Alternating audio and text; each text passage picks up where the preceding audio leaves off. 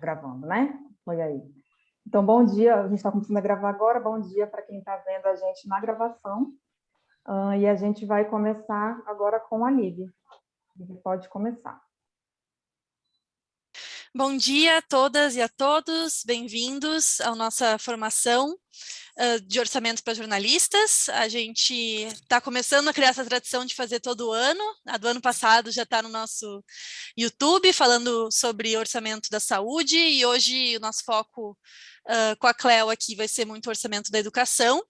Mas primeiro a gente vai dar uma olhada geral, né, em vários, como a Silvia colocou, vários desses temas que aparecem bastante no nosso contato com jornalistas, que são dúvidas mais iniciais de como olhar o orçamento, quais são as principais leis orçamentárias. Vou passar com vocês por toda a agenda de hoje. Gostaria de agradecer demais pela presença de todos e todas. Compartilhar minha tela aqui, vocês me avisam se deu tudo certo. Deu? Então, vamos lá, e daí, bom, o que a gente vai ver hoje, né, a gente vai ficar aqui das 9 às 11, a princípio, e a gente vai ver, então, rapidamente, né, primeiro, o que é o INESC, por que a gente atua nesse tema, e nós temos uma metodologia própria de olhar com o orçamento e fazer essa relação entre orçamento e direitos humanos. Então, a gente vai falar sobre isso rapidamente. Depois, a gente vai olhar como se organiza o ciclo orçamentário no Brasil, quais são as principais categorias do orçamento, tanto a nível de execução de despesa, como também as divisões orçamentárias que nos ajudam a organizar, né, as diferentes etapas de execução do orçamento.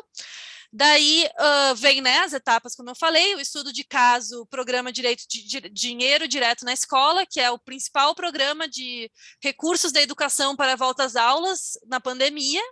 E, no fim, uma olhada geral em quais são os principais portais orçamentários para acompanhar os recursos de combate à Covid e o que cada portal orçamentário tem de bom, tem de ruim, umas dicas aí de quem já está na prática aí há 2 anos olhando esses portais orçamentários para fazer análises técnicas. Então, só rapidamente olhar alguns combinados e cuidados. Então, a gente vai fazer primeiro uma fala um pouco mais expositiva mesmo, mas, né, por favor, coloquem perguntas no chat, peçam a palavra, a gente está aí para essa interação também. Então, por favor, mandem. E, claro, a combinação já clássica de deixar o microfone desligado quando não estiver falando. E alguns cuidados um pouco mais sobre a questão orçamentária que a gente achou que é importante trazer no começo, né? O orçamento, né, como a gente vai ver, os portais orçamentários, as informações orçamentárias que nós temos no Brasil hoje, elas não dizem tudo, existem limites, né, a sua transparência, a sua participação social e ao nível de detalhamento do orçamento. Então, o que a gente coloca aqui é importante checar dados, informações e análises com especialistas, porque assim, pegar o orçamento, por exemplo, de um ministério é relativamente tranquilo, mas quando a gente começa a olhar programas orçamentários, ações orçamentárias, grupo natureza de despesa, umas coisas mais, tu quer olhar mais detalhes, ou eu quero achar quais são as discricionárias. Nada disso é tão simples nos portais orçamentários, por isso que a gente sempre recomenda checar dados, pode ser com a gente, pode ser com outros, mas é importante esse cuidado, porque é isso, né? Tem esses detalhezinhos técnicos que a gente vai começar aqui, mas a gente vai ver um pedaço deles, né? Ainda é um assunto, infelizmente, que precisa de uma formação um pouco maior para conseguir usar os dados. E também, para quem ainda não sabe, o orçamento é autorizativo, não obrigatório. O que isso significa? Né? Que depois que a lei orçamentária é aprovada, de um ano para outro, tem-se aí uma parte autorizada para o gasto. Mas, a princípio, ele não precisa ser gasto, né? Por isso que a gente vai ver lá as várias etapas de execução orçamentária, onde a gente vai dos valores autorizados até os valores pagos e os pagos dos anos anteriores. Então, isso é para deixar claro, a gente tem uma parte de despesas obrigatórias, vocês devem saber bem que isso é uma parte bem grande, mas é importante porque existem países aí pelo mundo que têm orçamentos obrigatórios, né? Que aprovou o orçamento, é exatamente isso que vai acontecer. Não é isso no Brasil, então acaba que a disputa política aí pela fatia do orçamento é bem grande. E, por fim, existem né, se existem diferenças aí em transparência, participação e nível de detalhamento, né, alguns limites ao federal, nos estados e municípios a questão é muito mais forte, né? O orçamento federal é o que tem mais transparência e nível de detalhamento, pelo menos assim, em linhas gerais, né? Claro que alguns estados e municípios podem ter portais orçamentários legais, mas é interessante, aqui a gente vai falar, principalmente vai usar os orçamentos federais, a gente vai dar umas diquinhas de como olhar estados e municípios, e é importante saber que também as diferentes categorias, etapas, tudo que a gente falar aqui também serve para estados e municípios. Mas é isso, normalmente os níveis de transparência e níveis de detalhamento dos portais orçamentários de estados e municípios é menor do que o federal. Bom, o que é o INESC, né? O INESC, ele é uma organização não governamental, uma ONG, né? Ela está em Brasília há 42 anos, ela é sem fins lucrativos e não partidária, né? E daí ela tem, como é que ela atua há 40 anos, né? Com pesquisa, formação e incidência no orçamento público, principalmente nessa área que conecta o orçamento público e a direitos humanos, né? Esse é o nosso selo aí, tentar conectar essas duas coisas. E nós temos ênfase em 7 áreas. Essas áreas, né, nós temos especialistas na nossa equipe que olham para elas e fazem análises orçamentárias em relação a elas, né? Não são todas as áreas de direitos humanos, mas é uma parte significativa. Então, a gente trabalha aí com educação, saúde, meio ambiente, indígena, igualdade racial, gênero, direito à cidade, criança e adolescente. E nós fazemos uma publicação anual que é olhando o orçamento do ano anterior, de acordo com os direitos humanos, né, nessas 7 áreas. Então, a gente já lançou 2 vezes o Brasil com Baixa Imunidade, que olhou para 2019, e né, a principal narrativa era essa, de que o Brasil veio com baixa imunidade para enfrentar a Covid, porque a gente está há anos com cortes em orçamentos para direitos humanos. E um país sufocado foi o que a gente lançou esse ano em relação ao orçamento de 2020, né, com esse foco aí no orçamento da pandemia. Eu queria pedir para desligarem os microfones. Tem alguém aqui fazendo um barulho. Bom, o que é a metodologia orçamento e direitos? Pessoal, a metodologia ela seria como que o INESC olha para o orçamento a partir da lente dos direitos humanos, né? Nós temos aí um manualzinho, depois as meninas podem colocar ali no chat para quem quiser dar uma olhada, também colocar nossas análises orçamentárias anuais também no chat. Mas bem, a metodologia orçamento e direitos, ela olha então para 5 pilares que colocam que, se tu olhar para esses 5 pilares, ou alguma política pública ou algum orçamento em específico, tu consegue dizer se ele está cumprindo ou não direitos humanos. O primeiro, ele é sobre o financiamento, não adianta a gente olhar só para o gasto orçamentário, a gente precisa olhar também para o financiamento do Estado com justiça fiscal. Então, é toda a questão da carga tributária, que tem que ser progressiva, todas essas questões sobre olhar para a parte dos impostos, né? Quem ganha menos, né, tem que contribuir menos, ou quem tem menos tem que contribuir menos, quem tem mais patrimônio ou renda deve contribuir mais. Então, quando a gente olha o financiamento de uma política, por exemplo, a gente tem que olhar isso, né? Quais são os impostos que estão sendo utilizados para financiar aquela política e se esses impostos ajudam ou não na justiça social e fiscal. O segundo é o uso máximo de recursos disponíveis, né? Então tem que ser né, cuidar questões que tiram recursos do Estado e o que isso significa em termos de aplicação de direitos humanos, né? Para dizer que o máximo tem que ser para direitos humanos. O terceiro pilar é a realização progressiva dos direitos humanos, a ideia de que a gente não deve retroceder, então se nós conseguimos algum acesso a algum direito, nós não podemos retroceder naquele direito, né? Então os investimentos, os gastos têm que ser nesse sentido. O quarto é a não discriminação, então, combate às desigualdades e às discriminações exercidas pelo Estado e pela sociedade. Então, se a gente não olhar para a questão da não discriminação, se a gente não olhar para a questão das mulheres, das pessoas negras, das crianças, de todas das populações indígenas, se a gente não olhar para essas pessoas no orçamento e não fazer políticas específicas para elas, né, o racismo estrutural, as desigualdades estruturais do Brasil vão prevalecer e vão manter essas pessoas fora do orçamento, né? E por quinto pilar é a participação, né? Que é como diz, né, o orçamento é uma peça fundamental para a garantia de direitos e para ganhos sociais da população, então ela não ser participativa não faz o menor sentido, né? Então, todos os desenhos das políticas, a aprovação orçamentária, tudo isso tem que funcionar para que a população faça parte das decisões em relação ao orçamento. Então, tudo isso tem que ser olhado para pensar num orçamento que garanta direitos. Mas, bem, agora vamos um pouco para o conteúdo mais que estamos aqui para, começando pelo ciclo orçamentário.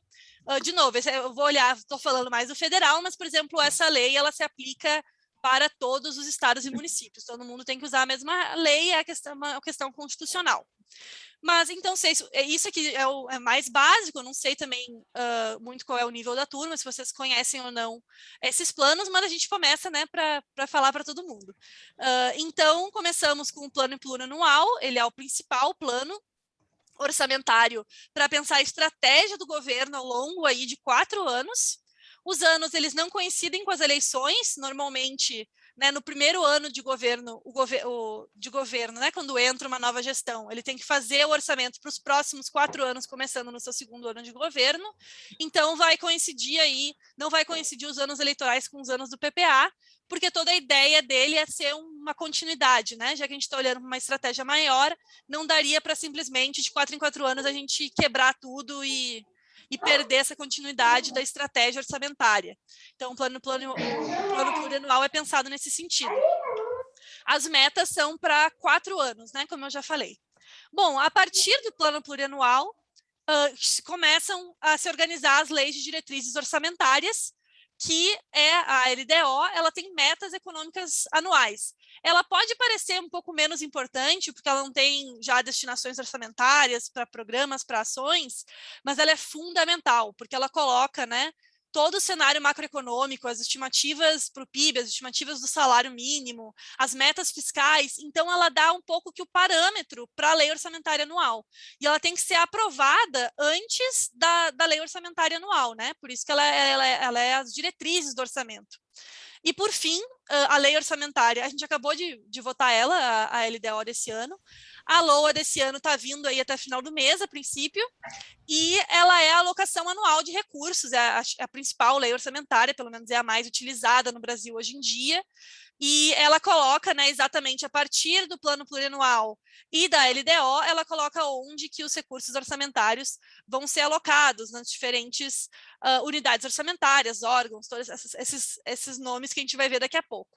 Mas então o ciclo, né, como eu coloquei ali do lado, é basicamente como eu coloquei, né, a gente tem aí a LDO, né, a LDO que aparece, em ano de PPA vai aparecer o PPA de 4 em 4 anos, se não só a LOA. Depois da LOA aprovada, o orçamento ele é executado ao longo do ano. A gente também tem períodos, né, de avaliação do PPA e revisão, e a partir das revisões a gente também né, influencia a LDO, que daí vai influenciar a LOA, por isso que a gente chama de ciclo orçamentário. Essa ideia realmente de, ao longo dos anos, a gente ter esses ciclos. Claro que, né, a gente está falando aqui, né, como é organizado na Constituição, isso tem falhas, o plano plurianual perdeu muita força nos últimos anos, ele não é mais uma peça orçamentária importante como era há até mais tempo, então acaba que aí a LDO e a LOA comandam mais, o plano plurianual ficou muito amplo e não desce aí para o nível de detalhamento que a gente precisaria para pensar numa estratégia orçamentária de 4 anos. A gente tem análise sobre isso, se alguém tiver interesse sobre o que aconteceu com esse último PPA. Bom, então aqui a questão das categorias e as relações das categorias. Então, isso aqui é um pouquinho mais chato, mas é importante, porque é isso que vai aparecer lá nos portais orçamentários. E eu sublinhei aí os que eu acho que são os mais importantes, né? Não precisa decorar tudo. E, claro, mas a gente colocou quais que a gente mais utiliza no INESC para fazer as nossas análises, né? Então, a dimensão, a descrição, e daí se está no PPA e se está na LOA. Eu acho que é importante isso para vocês verem como é que conecta o PPA com uma LOA. Mas, então, a primeira dimensão é o órgão superior, né, que seria o maior órgão onde fica alocado orçamentos, normalmente são os ministérios, e a unidade orçamentária é um detalhamento maior, onde vai, quem de fato vai executar a despesa é a unidade orçamentária, por isso que eu coloco que ele é um pouquinho mais importante. Então, por exemplo, todos os hospitais universitários são unidades orçamentárias, as vinculadas, o IBAMA, o ICMBio, tudo isso são unidades orçamentárias. E elas aparecem tanto no PPA quanto na LOA. Os programas aparecem também nos dois, e a política pública ampla, né? Ela foi pensada aí para ser o jeito mais amplo de olhar uma política é via programa. Esse programa, a princípio, ele tem que ter objetivos, ele tem que ter a iniciativa, que é como que se alcança o objetivo, e tem que ter meta. Tudo isso, a princípio, tem que aparecer no PPA, e aparece no PPA, né? Só com um nível de detalhamento um pouco menor do que a gente esperaria. Mas, então, o PPA, ele organizaria os principais programas que vão acontecer nos próximos 4 anos, e os objetivos, iniciativas e meta dos programas. Mas, como a gente já falou, o PPA perdeu um pouco de força, então o mais importante aqui é olhar para as ações. Né? As ações, elas ganharam um peso muito maior nos últimos anos. A princípio, a ideia era que um programa, as ações ficassem dentro dos programas, mas isso também já caiu por terra, aqui tentei mostrar isso um pouco. As ações acabaram ganhando uma força muito maior do que os programas nos últimos anos, para olhar, se eu quero olhar qual é a política pública específica, eu vou olhar para a ação. Dentro da ação ainda tem um nível um pouco maior de detalhamento, que é o plano orçamentário, que seria, né, por exemplo, as etapas, né? Ou eles colocam as etapas, às vezes eles colocam as localidades, dá um pouco de detalhamento, assim, os POs dentro da ação. E eles aparecem só na LOA, né? Não, tanto ações quanto plano POs é só na LOA. O subtítulo eu coloquei aqui como destaque, porque ele tem essa questão de conectar com a localidade. Então, né, a gente é um nome estranho, mas ele normalmente tem esse objetivo de trazer, normalmente, é difícil aparecer em nível município, mas aparece de vez em quando, mas normalmente nível ou nacional ou estados, se aquela ação tem, né, uma localidade específica, isso pode aparecer no subtítulo. E a função é uma questão, eu acho que até, né, pensando aqui que estamos conversando entre jornalistas, as funções são bem importantes, eu acho, para vocês, porque elas alocam vários programas e ações orçamentárias, órgãos, tudo, em áreas de governo, né? Então, assim, as funções educação, saúde, assistência social, meio ambiente, defesa, e daí tem as subfunções que dão um detalhamento dentro disso. Então, por exemplo, em educação, tu vai ter as subfunções da educação, a Cléo pode explicar isso melhor, mas vai ter o atendimento básico, o ensino superior, esses níveis de detalhamento que são super importantes, né, para a gente pensar em, por exemplo, fazer matérias jornalísticas. Acho que a função é bem legal vocês utilizarem aí nas análises orçamentárias. Que também daí tá um pouco menos de medo, né, de ver exatamente qual é a ação, qual é o programa, a função ajuda um pouco nisso. Bom, daí, passando um pouco para as etapas de execução orçamentária, o que é isso, né? São os estágios da despesa pública, né? Que seria como, desde a aprovação lá do orçamento até a execução final desse orçamento, são os estágios dessa despesa. Existem 3 estágios principais. No INESC, a gente usa, né, com um nível maior de detalhamento, como dá para ver nessa tabela aqui na direita. Mas eu vou começar falando dos 3 principais, que eu acho que eles são mais fáceis de entender, que é o empenho, a liquidação e o pagamento. Bom, o empenho, né, ele vai acontecer depois da autorização do orçamento, então ele vai ser depois dos valores autorizados, e a ideia é que ele cria a obrigação de pagamento da despesa, né, pelo governo. Então, por exemplo, né, quando se assina um contrato, quando o governo faz um processo de licitação, assina um contrato, etc., ele vai ter empenhado essa despesa, ele vai ter prometido, eu coloquei prometido aqui, né, separado uma parte da despesa para o pagamento de uma despesa. Ainda não foi pago, mas foi separado, né, prometido. A liquidação é quando a gente tem essa comprovação de fato de que o que foi contratado foi entregue.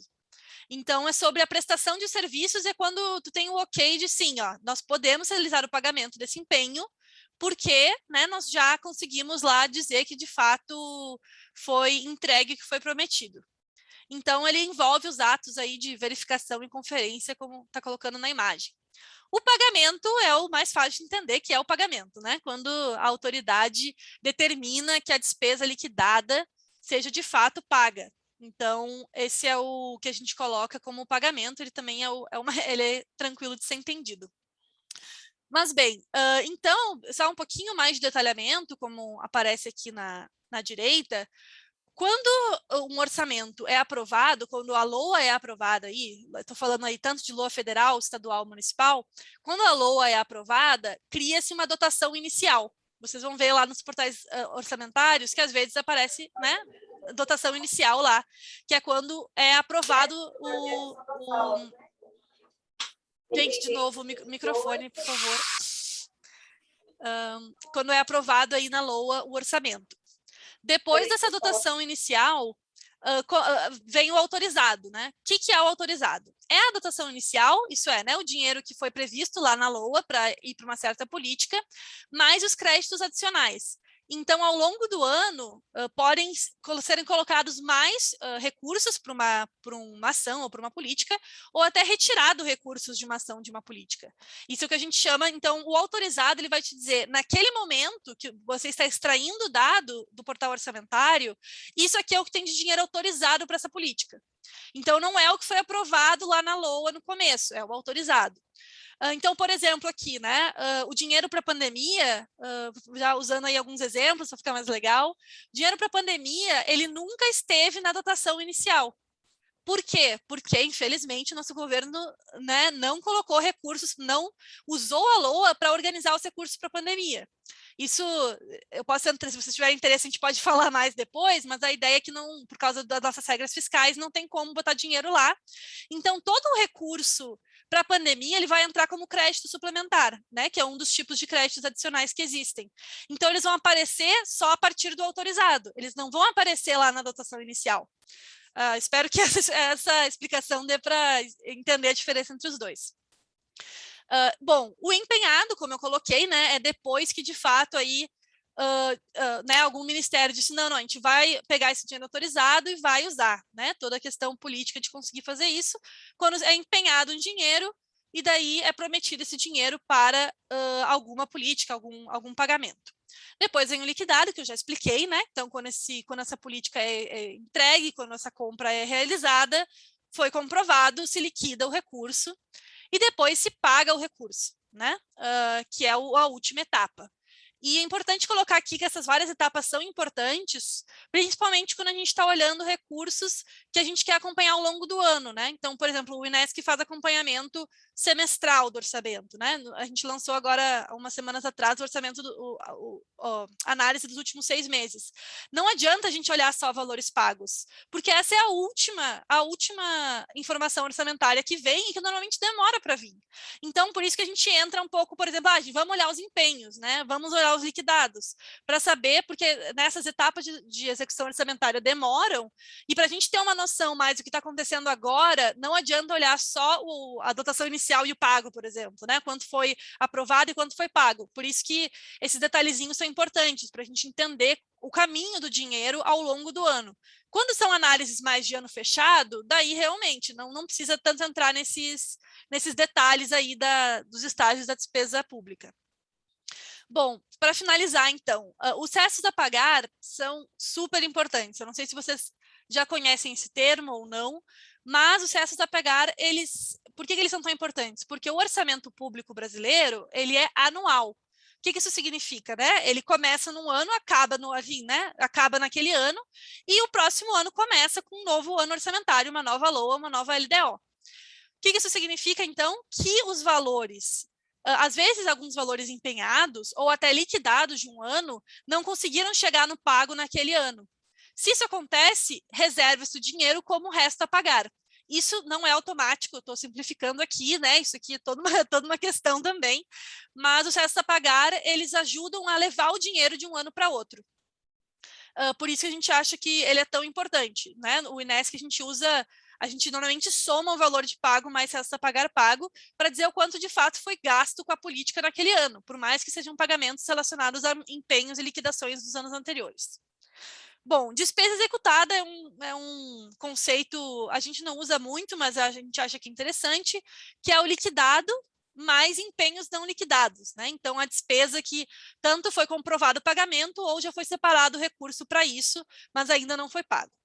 E contingenciados, essa é uma palavra que quem é da galera do orçamento já deve conhecer, que é essa ideia de que de 2 em 2 meses o governo tem que, ele publica, né, os decretos de ajuste de receita e despesa, de acordo com a nossa meta de resultado primário, e se houve, né, aí uma receita que não foi totalmente cumprida de acordo com as normas, com as estimativas da LDO, a gente vai ter que ou a receita não veio, ou os gastos estão muito grandes, os decretos de contingenciamento, eles chegam a cortar, como a gente chama, contingenciar, eu acho que o melhor termo é congelar, porque ele diz assim, olha, agora a gente não tem como fazer essas despesas aqui.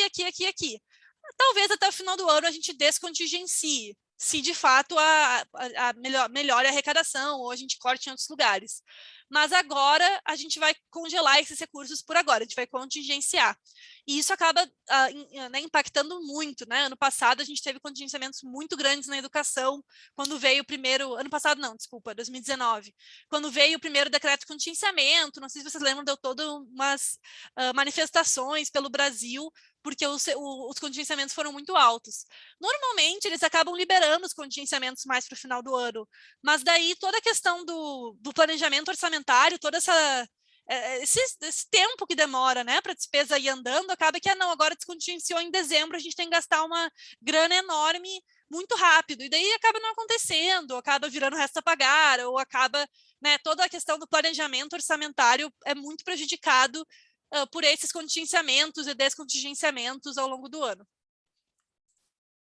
Bom, e daí aqui é mais um exemplo, né, para vocês, para a gente entender um pouco como conectar as categorias orçamentárias com as etapas de execução orçamentária. Então, vamos dizer que, né, todo ano aprova-se o PPA, né, cada 4 anos aprova-se o PPA, lá está dizendo quais são os programas que existem, daí a cada ano aprova-se a LOA, e a LOA coloca os recursos, né, para programas e ações. Aqui eu peguei um exemplo, né, de construir uma escola, um exemplo da educação, depois a gente vai ver isso com mais detalhe com a Cleo, mas aqui é só para mais um exemplozinho mesmo para a gente decorar esses conceitos. Então, quando o PPA e a LOA são aprovados com recursos para um programa e uma ação específico, a gente diz então aí que nós temos despesas, né, como eu falei, autorizadas para esse programa e a ação.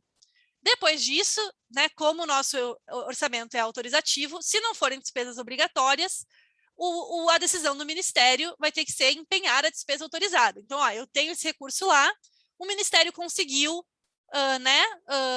devido, né, à decisão aí do governo, empenhar essa despesa. Então, eu vou fazer uma licitação para construir a escola, né? Então, as escolas no PPA podem, eu acho que esse aqui é o PPA anterior até, na verdade, não é o PPA de agora.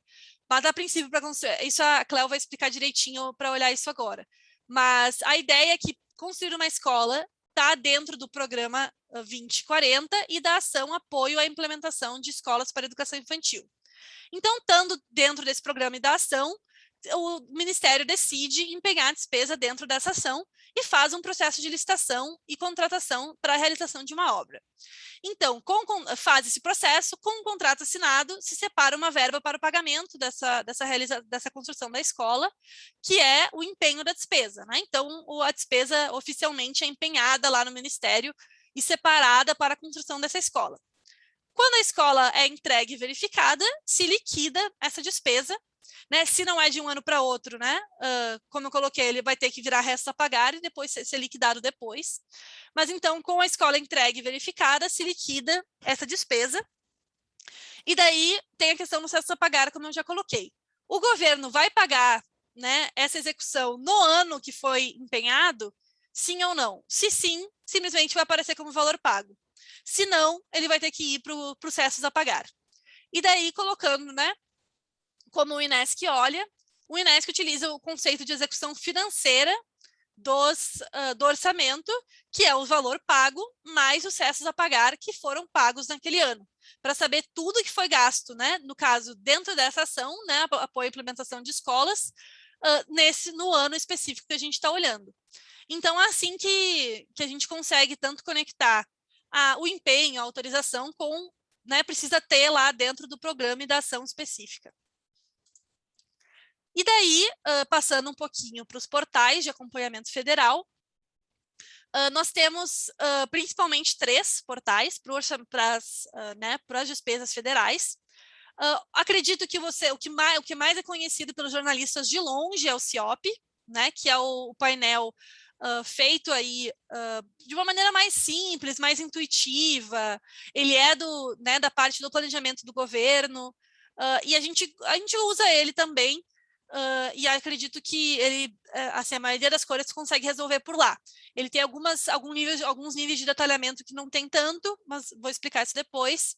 O portal da transparência, feito pela Controladoria Geral da União, também é super legal, e ele é principalmente interessante para olhar, criar gráficos rapidamente. Eu quero um gráfico rápido sobre as despesas para a educação nos últimos 7 anos. O portal da transparência faz isso para ti de uma maneira mais ou menos intuitiva. E é importante colocar aqui que todos os portais orçamentários têm a mesma base, né? A gente está falando aí só de visualizações diferentes dos mesmos dados.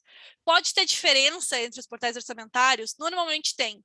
Porque, claro, o CIAF, que é o portal, né, utilizado dentro do governo para colocar as despesas, que é essa base de todos, cada um vai ter os dias que ele vai lá pegar, né? Então, assim, essa questão da atualização dos números, também quando for olhar, por exemplo, os orçamentos da Covid, o que tu coloca como Covid, o que tu não coloca, é uma discussão que vai gerar diferenças entre esses portais orçamentários.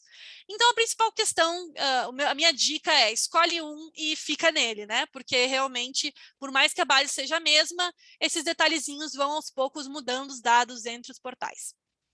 O terceiro portal é o portal que o INESC usa, que é o Siga Brasil. Ele é feito pelo Senado Federal. Por que a gente usa ele? Porque ele tem o maior detalhamento possível, né? Ele tem tudo que eu falei e muito mais é possível pegar no Siga. Por exemplo, restos a pagar é uma coisa que não aparece no CIOP, que a gente acha que é super relevante, dado que a maioria, né, por exemplo, todas as obras, essas políticas que demoram mais tempo, mais de um ano, tu olhar sem o resto a pagar é complicado. Então, por isso também que o Siga tem um nível de detalhamento maior. E outra ferramenta muito legal do Siga é a atualização pela inflação. Né? Tu pode colocar, eu quero fazer uma série histórica, não tem como fazer uma série histórica no Brasil de 10 anos sem considerar a inflação, tu vai estar olhando dados que não conversam. O Siga faz isso automaticamente para ti. Então, por exemplo, eu quero ver o orçamento da saúde nos últimos 10 anos, tu coloca, eu quero corrigido pelo IPCA, tu clica lá, ele corrige para ti e já coloca qual é o mês de referência do IPCA. Por isso é uma super mão na roda para fazer análises, né, com séries históricas maiores. Por isso que o Siga Brasil a gente usa bastante também. E por fim, antes de passar para a Cleo, como acompanhar o orçamento do seu estado ou município. Né? Como eu coloquei, ali são os portais federais, é onde o INESC faz as análises, é onde os dados são mais transparentes e com maior nível de detalhamento, mas a gente sabe que a realidade, né, os estados e os municípios são muito importantes para entender o funcionamento das políticas públicas no Brasil. Então, o que a gente sugere, né, sempre coloca ou LOA, ou PPA, ou LDO, né, de acordo com o que tu precisar, coloca no Google estado ou município mais portal da transparência. Todo o estado ou município vai ter um portal da transparência e é lá que vai aparecer a questão orçamentária. Infelizmente, várias vezes a LOA e o PPA, né, principalmente em municípios menores, vai aparecer como um grande PDF. Isso dificulta muito fazer análises, mas assim, sempre vai estar lá alguma coisa, até alguns portais que vão ser mais interativos para as nossas análises. Claro, tem alguns sites aqui que eu coloco mais de dicas mesmo, que a gente olha para municípios, que é o portal Meu Município, que é muito legal. Ele olha também para a questão da renda. Então, como é que está a arrecadação do município, como é que estão os gastos nas principais políticas públicas daquele município. Então, o portal Meu Município é bem legal. O portal de transferências do Tesouro é muito legal. Ele mostra, né, quanto dinheiro cada estado, quanto recurso cada estado e município está recebendo da União. E a gente sabe que, né, os estados e municípios no Brasil hoje são muito dependentes, principalmente os menores, são muito dependentes dos recursos que vêm da União. Então, o portal de transferências é bem importante para o acompanhamento do município ou do estado. E tem um específico da saúde, que é um portal da Fiocruz, que é o Dinheiro Saúde, para ver onde está o dinheiro, é um aplicativo também super recomendado aí para olhar, né? Agora, principalmente que a gente olha tanto para dados da saúde, esse aplicativo é uma mão na roda. Bom, agora eu vou parar de compartilhar e passar para a Cléo, a não ser que ela... Então, vou passar para ti, Cléo. Pode continuar compartilhando, Liv. Tá bom. E depois eu compartilho, quando for mostrar os portais, eu compartilho a outra parte. Só um minutinho, Liv, você não estava eu vi que tem perguntas, né, no chat, né? Isso. Eu posso responder, Silvia. Ótimo, perfeito. Eu posso responder. Eu tinha até visto aqui. Bom dia. Só vou te pedir para você ler as perguntas antes de responder, sim, porque quem estiver na gravação não vai estar vendo o chat, né? Ok. Bom dia para todas as pessoas aqui. Muito obrigada por estarem conosco, né, nesse momento de compartilhamento de informações e principalmente porque o orçamento tem sido muito, muito debatido e discutido nos últimos tempos e é fundamental que seja, né, para a gente acompanhar as políticas públicas. Eu vou detalhar um pouco para vocês um programa como que se faz uma pesquisa no Siga Brasil, mas antes disso eu vou responder as perguntas aqui do chat. Bom, a Fabiola perguntou que quando a Liv disse que os recursos da pandemia não estiveram na dotação inicial, foi uma questão de prazo ou outro motivo que levou a isso? Por favor, não estando na dotação inicial, mas em créditos adicionais, há diferença em termos de liberação? Bom, começando pelo final, em termos de liberação não há diferença, Fabiola. No entanto, ele não está na dotação inicial, principalmente os recursos do ano de 2020, porque eles foram recursos adicionais em função da pandemia, né? Foram recursos que não estavam previstos no orçamento antecipadamente, por isso não foram aprovados, não viraram dotação inicial. Mas depois eles compuseram o orçamento com os créditos adicionais. Então, não há diferença em termos de liberação do recurso, mas eles não aparecem, eles não foram votados junto com o projeto de lei orçamentária anual, e eles entraram depois, passaram pela CMO, né, pela Comissão Mista de Orçamento, no entanto, não estavam na dotação inicial, mas compuseram o orçamento posteriormente. Bom, aí a Ju Elias pergunta, não entendi bem a diferença entre liquidado, valor pago e executado. Qual destes é o orçamento efetivamente gasto no ano? Bom, o orçamento, a etapa de liquidação do orçamento, ela se dá quando, se for uma obra, por exemplo, né? Tá lá, foi feita a licitação e uma obra foi feita. Então, o governo vai lá e dá o ok. Essa obra foi realizada, então eu liquido essa fatura. Liquido essa fatura, mas não significa necessariamente... A liquidação não é o pagamento em si. O pagamento vem pós-liquidação dessa fatura. E se for uma obra que dure mais de um ano, por exemplo, parte dela vai para restos a pagar. Parte pode ser pago naquele mesmo ano, parte virará restos a pagar, a depender desse prazo da obra. Restos a pagar, então, ele pode ser em função de uma obra que dura mais de um ano ou algum débito do governo que foi liquidado no ano vigente, mas não foi efetivamente pago, ele será pago em exercícios posteriores, por isso ele é restos a pagar. Bom, não sei se eu respondi, caso tenha ficado dúvidas, vocês podem perguntar aqui no chat novamente. Bom, eu vou falar... Oi.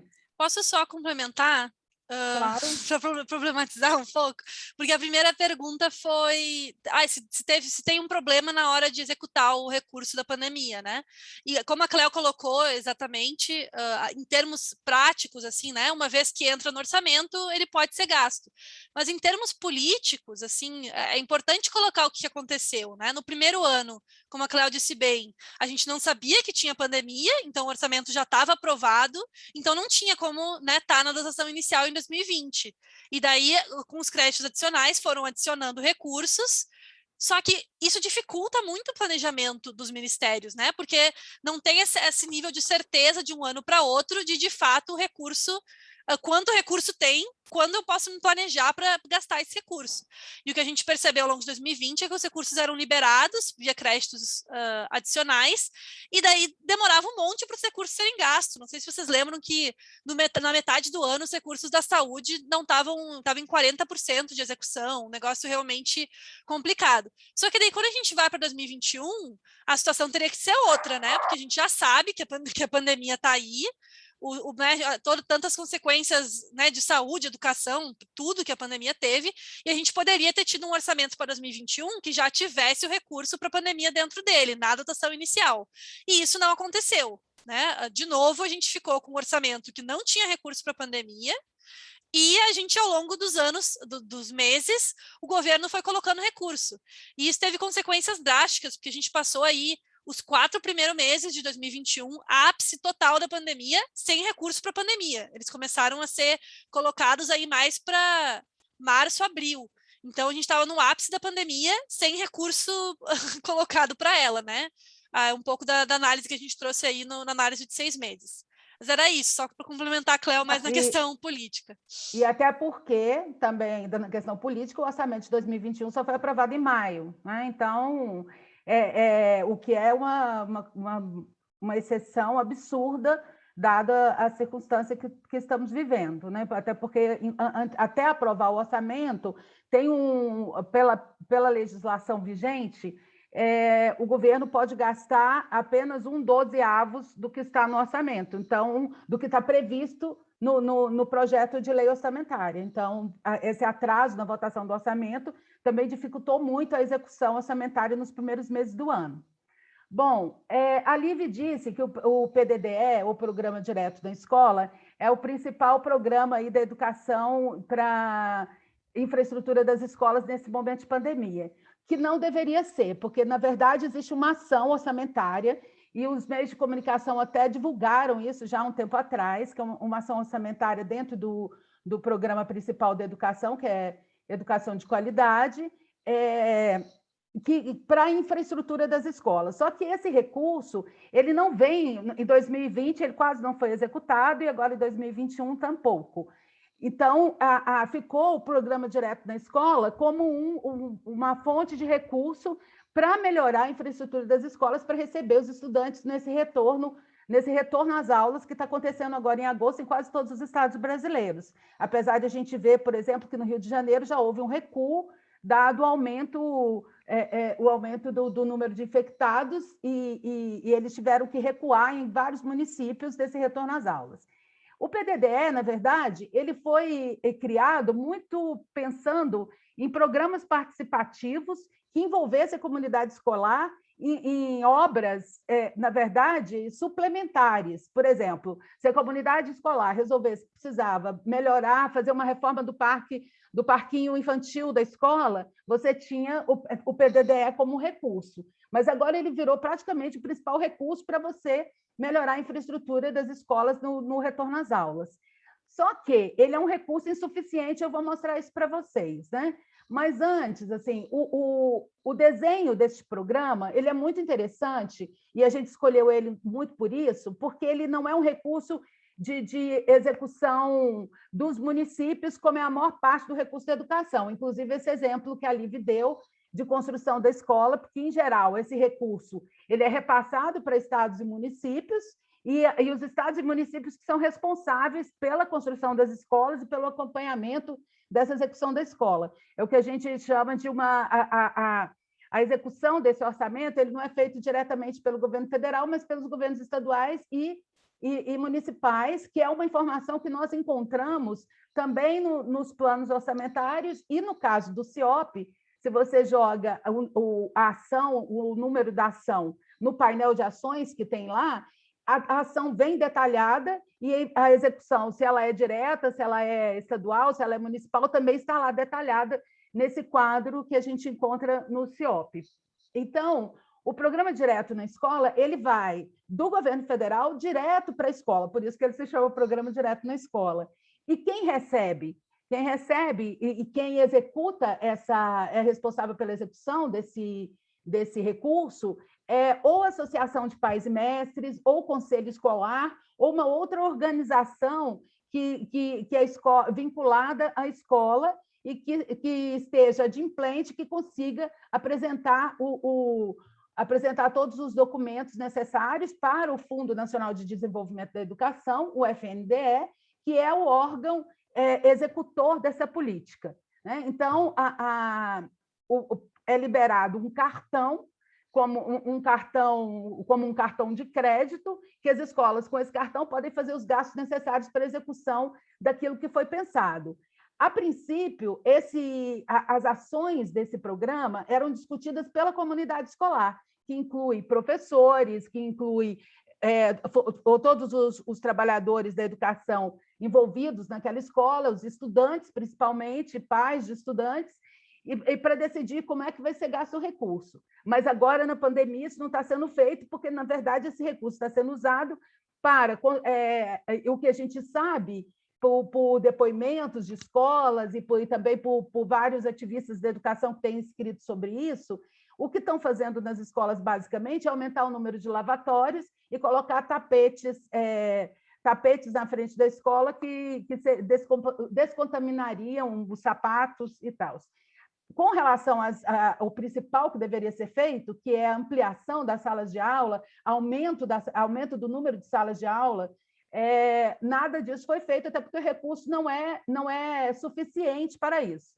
Mas vamos lá, né? Por que o recurso não é suficiente? Então, ele é um programa ligado ao Fundo Nacional de Desenvolvimento da Educação e executado da forma como eu falei para vocês, por meio das associações de pais e mestres ou conselhos escolares. Pode passar, Liv.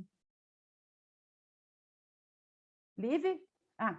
Bom, e pesquisa, para pesquisar, né? Passo 1, unidade orçamentária, Fundo Nacional de Desenvolvimento da Educação, ação, dinheiro direto na escola, ver quanto está destinado para o programa e quanto foi executado.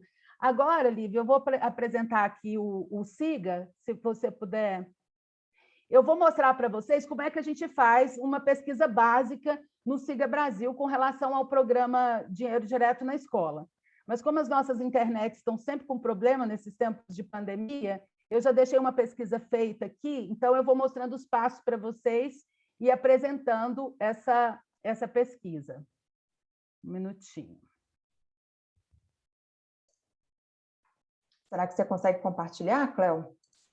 Pois é. Eu vou te botar de co-host. Né?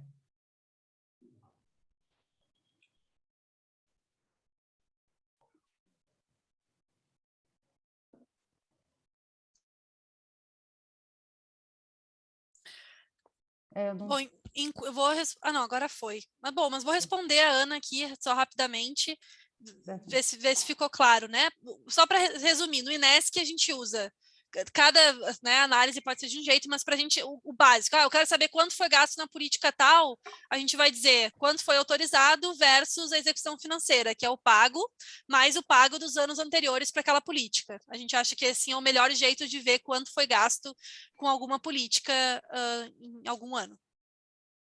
Pode ir, Cléo. Bom, olha só, o SIGA Brasil, que é ligado ao Senado Federal, chegando aqui nessa aba, nós temos painel cidadão, painel de emendas e painel especialista. O painel cidadão tem tem várias pesquisas prontas. Se você puxar lá, por exemplo, a função educação, vai vir tudo da função educação. Se você puxar por universidades, isso eu estou falando da educação, porque tem várias outras funções e áreas dentro desse painel cidadão aqui, né? Que você clica aqui e quando a internet permite, ele aparece. Mas como vocês podem ver, aqui, ó. Então, aqui tem pesquisa por tema. Vamos colocar aqui, por exemplo, eu vou colocar educação. Educação, e aí vão aparecer todas as coisas ligadas à educação. Tem, por exemplo, a educação básica, que é o que onde está o PDDE, educação de jovens e adultos, educação especial, profissional, ensino superior. Isso aqui são subfunções da educação. E, no caso do PDDE, ele está aqui em educação básica. Só que a gente, para fazer uma pesquisa mais apurada, a gente não usa o painel cidadão, né? A gente vai no painel especialista.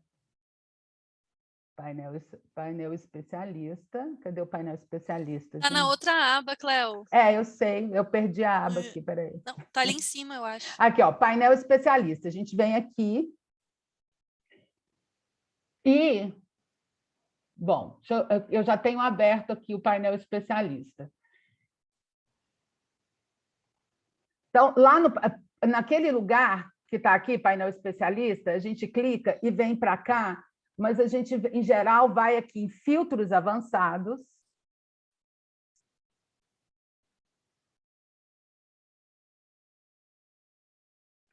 Filtros avançados. Vocês estão vendo que a minha pesquisa aqui já está pronta, eu fiz essa pesquisa justamente para a gente não ficar refém da internet, até porque esses portais, eles são muito pesados, né? É difícil de carregar. E eu quero dizer para vocês que eu moro na região rural, que venta muito, então minha internet é muito, muito instável. Eu puxei aqui onde está verdinho, foi exatamente a pesquisa que eu fiz, que é o Dinheiro Direto na Escola para a Educação Básica, que é uma ação dentro do programa geral, que é Educação de Qualidade para Todos.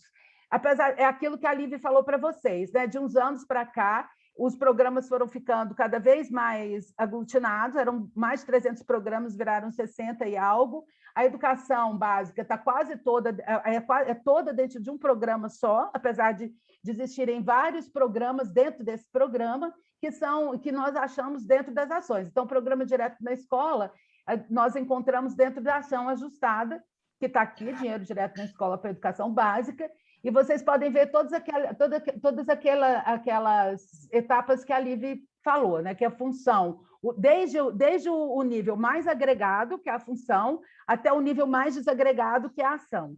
Então, o nível mais agregado, a função é a educação, a subfunção, educação básica, como eu mostrei para vocês lá no painel cidadão, subfunção, transferência para educação, subfunção, educação básica. Aí, transferência para educação básica, educação de qualidade para todos é o programa, dinheiro direto na escola é a ação, e ela é execução nacional. O subtítulo que a Lívia tinha falado para vocês, ela é nacional por conta daquilo que eu disse. Ela não é repassada, não é como os recursos, por exemplo, do Fundeb, que são repassados fundo a fundo, né? Que existem, na verdade, o Fundeb são 27 fundos, ou seja, cada estado e o Distrito Federal tem um fundo, então o dinheiro dos impostos dos estados e dos municípios vão para esse fundo, e o recurso de complementação da União vai também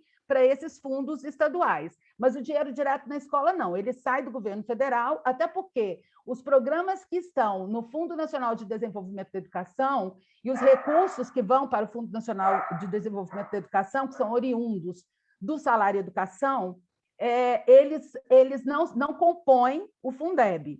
Eles são recursos são recursos além do Fundeb, né? Apesar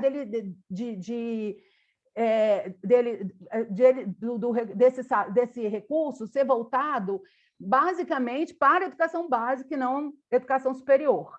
O salário educação é uma... A Lívia tinha falado para vocês das etapas da nossa metodologia, e uma delas é a justiça fiscal, ou seja, o que é arrecadado, como se arrecada, e se essa arrecadação,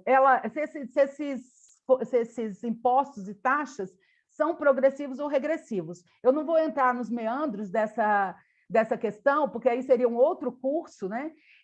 Mas só para dizer para vocês que os impostos progressivos, eles são sempre os que nós defendemos, porque eles são progressivos porque paga mais quem tem mais e paga menos quem tem menos, ou seja, ele é proporcional à renda de quem paga a contribuição ou imposto, e o regressivo é o contrário. E, infelizmente, a maior parte dos nossos recursos são regressivos, né?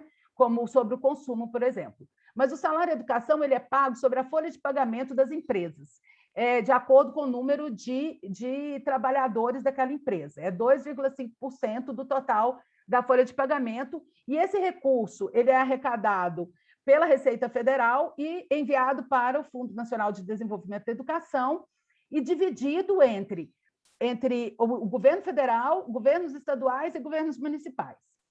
A parte do governo federal é que banca o programa Dinheiro Direto na Escola.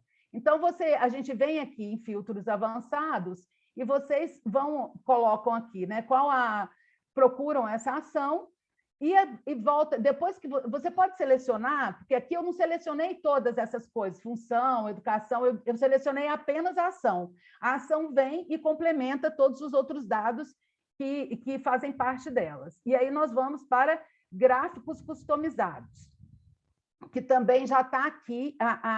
Quando eu venho para o gráfico customizado, se eu coloco aqui período, né? Ano de execução. Então, vai aparecer aqui os anos de execução em cima, e eu posso selecionar. Aqui está só 2019, mas eu vou selecionar para vocês desde 2013 até 2021, até para vocês verem como é que esse recurso ele vem caindo ao longo dos anos, como boa parte do recurso da educação. E nós já denunciamos isso no nosso Balanço Geral da União, que a educação é uma política que vem sendo desfinanciada ao longo dos anos. Então, você põe aqui ano de execução e escolhe o ano que você quer ou os anos, né? Você pode selecionar, como eu selecionei aqui, vários anos, né? De 2013 até 2021. E aqui tem várias outras categorias que nós podemos selecionar, como órgão orçamentário, unidade orçamentária, função, subfunção. A gente vai abrindo aqui e aqui tem também a função, só o código, o número ou a descrição. E assim vai, né? Subfunção da mesma forma, programa, ação, programa, código, descrição, ação, que no nosso caso é o que nos interessa aqui, né? Essa ação que está dentro da função educação e do programa educação básica de qualidade. E a gente vai... Aí tem o plano orçamentário, que a Liv falou, que é o PO, programa interno. Como a Liv bem disse, aqui dentro do SIGA, por isso que a gente escolhe esse portal, ele tem inúmeras informações que vão, inclusive, além das informações que a gente busca e que precisa. O projeto aqui vem o resultado financeiro mesmo, né? O projeto de lei é o valor enviado pelo governo federal para o Congresso Nacional. Então, é o que está no projeto de lei, não necessariamente é o que vai ser aprovado, mas é o que está no projeto de lei. E aí a gente pode escolher se a gente quer em valores correntes, se a gente quer atualizado pelo IPCA. Em geral, como eu estou olhando aqui vários anos, é importante que a gente coloque isso deflacionado ou atualizado pelo IPCA. Então, dotação inicial, que é o que é aprovado, né, na Câmara, o autorizado, o empenhado, o liquidado, despesa executada, e aí vai. Abrindo todos, vem isso, né? Autorizado pelo PIB, IPCA ou valores correntes. Em geral, a gente analisa o autorizado, o empenhado, o liquidado e a execução financeira, que são os pagos, o que foi pago, mais o resto a pagar. Então, se nós olharmos aqui, o programa Direto na Escola, ao longo dos anos, nós vamos ver que em 2013, por exemplo, isso aqui está atualizado pelo IPCA, então esse recurso já é o equivalente hoje. Em 2013, tinham 4 bilhões para esse programa. Em 2014, 3 bilhões 890, 2015 caiu para 2 bilhões 993, isso autorizado, né? E aí, isso foi caindo e ficou, hoje, aqui, em 2021, foi autorizado 2 bilhões. Ou seja, com relação a 2013, esse recurso caiu pela metade, mesmo que ele seja o principal recurso agora para a infraestrutura das escolas. Eu fiz uma conta rápida. Nós temos no Brasil 45 milhões de estudantes na educação básica. Então, dividindo esse recurso, até porque cada escola tem o direito ao recurso proporcional ao número de matrículas. Isso é olhado lá pelo o censo educacional, feito a cada ano. Então, se a escola tem 100 alunos, ela recebe um per capita referente àqueles 100 alunos. Né? O per capita multiplicado por 100 é o recurso total que ela tem direito. Então, faz sentido a gente dividir o valor total pelo número de alunos que existem no Brasil matriculados na educação básica, que são 45 milhões. Então, dividido esse recurso de 2 bilhões, que está aqui previsto para 2021, ano de pandemia gritante, dividido por 45 milhões, isso dá R$ 44 per capita ano.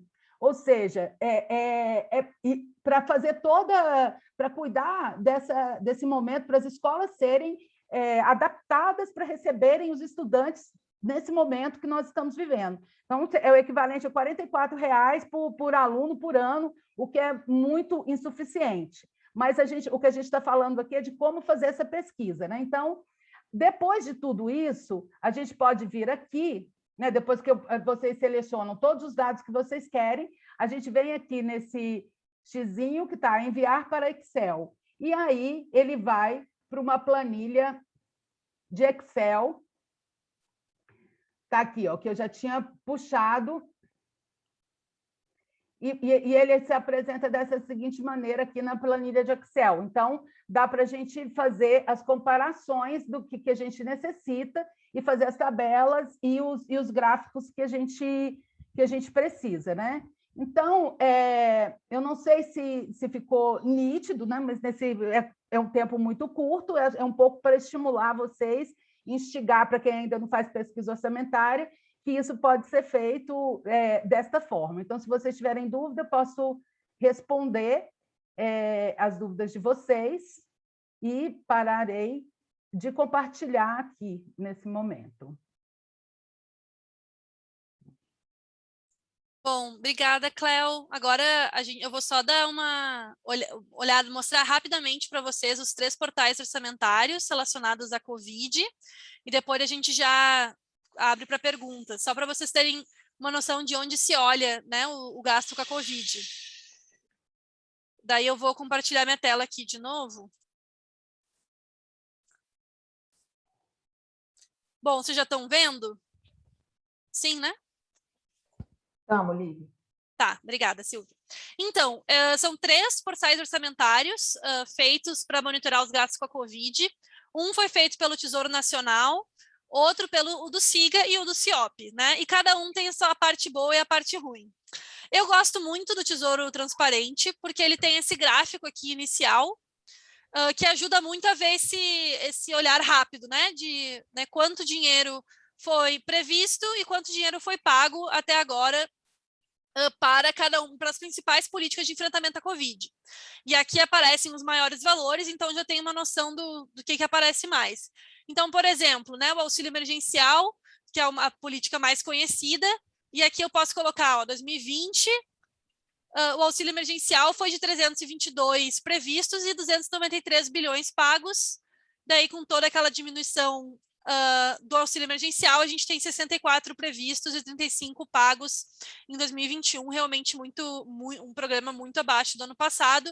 E aqui tem o geral da execução orçamentária de tudo, né? Quanto já foi previsto, né, aqui autorizado e pago, os valores pagos. E daí aqui não faz tanto sentido olhar para a execução financeira, né? Olhar para o pago mais RP pago, porque a gente não está com recursos de anos anteriores, né? A gente está com recursos que foram liberados por créditos adicionais esse ano.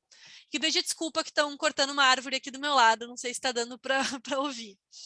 Bom, o Siga Brasil, como a Cléo já mostrou, né, ele tem aqui essa página inicial, e ele tem um portal só de acompanhamento da Covid, dentro do portal cidadão dele. Não sei se vocês já olharem, mas quando a Cléo estava por lá, já dava para ver. O Siga Brasil é o portal mais lento dos três, mas daqui, ó, tem essa barrinha aqui, que é só clicar e ele também vai mostrar o portal da Covid.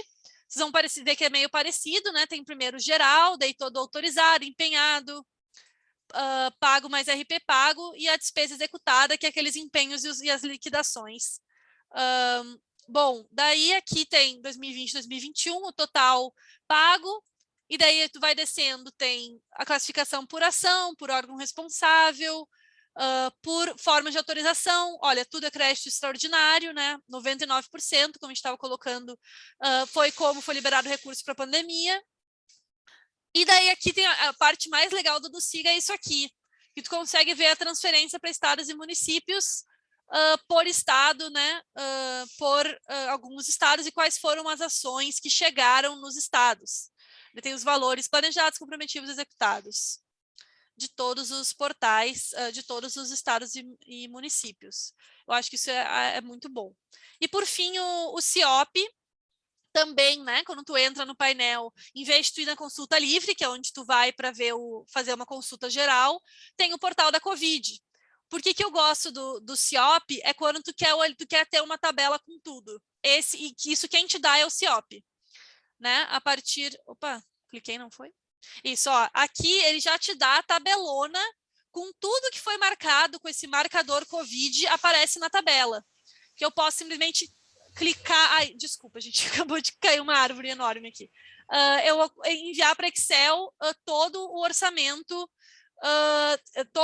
para COVID num Excel só, de maneira fácil, com o CIOP. Por isso que eu gosto dele, para esse tipo de análise. Daí eu consigo olhar aqui por órgão, unidade, programação, localizador e todas as métricas orçamentárias. Bom, é isso que temos para fazer, para conversar com vocês hoje, a apresentação, e agora abrimos aí para perguntas, comentários, fiquem à vontade. Não sei se a Silvia agora que cuida. Eu vou responder a pergunta do Paulo Bonfim, que ele colocou aqui no chat, sobre como fazer essas pesquisas nos municípios. Nós estamos fazendo um trabalho agora de pesquisa dos orçamentos estaduais com relação ao ensino médio, porque o ensino médio é uma obrigação dos estados, né? Porque a educação fundamental e infantil, municípios, ensino médio, estados, e ensino superior, governo federal. Então, nós buscamos aonde? Nos portais de transparência, que devem existir e serem transparentes e ter toda a execução orçamentária, como diz a lei de acesso à informação, né? Só que nos portais estaduais, em vários estados, nós não temos essa informação. Inclusive, nós vamos fazer uma nota técnica sobre isso e vamos divulgar que os portais de transparência, eles não são transparentes como deveriam ser. Os municípios também são obrigados a ter os seus portais de transparência. Agora, então, no portal de transparência, tem que ter lá toda a execução orçamentária, tem que ter as leis orçamentárias e a execução orçamentária disponibilizado e atualizado mês a mês. No entanto, se nos estados a gente já tem muita dificuldade, nos municípios mais ainda, né? Então, muita coisa que deveria estar disponível, a gente só consegue pela lei de acesso à informação. Então, nós estamos fazendo, inclusive, estamos esperando resposta de vários estados, porque os recursos não estão disponibilizados ou o portal não está atualizado, e a gente tem que fazer isso pela lei de acesso à informação. Bom, espero ter te respondido, se não, a gente pode falar disso depois. Pessoal, bom, agora é o momento das dúvidas, das perguntas, né? Quem quiser pode levantar aí a ferramenta de mãozinha, eu vou anotando, ou mandar aqui no chat. Enquanto vocês se organizam, deixa eu fazer aqui a propaganda. Essa atividade de hoje está abrindo a Semana de Orçamento e Direitos, que a gente faz todo ano na semana de aniversário do Unesc, com esse objetivo mesmo de tornar o tema do orçamento público mais acessível, né? Que as pessoas entendam a importância de entender, principalmente as prioridades aí do orçamento, público para ver se está ou não garantindo ou violando os direitos, né, as políticas públicas básicas, essenciais para o fortalecimento da cidadania. E aí, essa semana, convido vocês a acompanhar as nossas redes sociais, a gente vai soltar outros materiais, vai ter material sobre orçamento secreto, vai ter material sobre incentivos fiscais, enfim, outros materiais aí essa semana, nessa pegada mais didática de entender o orçamento público. Deixa eu ver, a Fabíola, a Cláudia está respondendo, né? Mas responde em voz alta para quem estiver na gravação. Isso, a Fabíola perguntou, os municípios que não mantêm a transparência sofrem alguma punição? E a Cléo respondeu que pela lei sim, pois é obrigatório, então o caminho é acionar o Ministério Público. A Carol está colocando aí no chat também as nossas redes sociais para vocês acompanharem.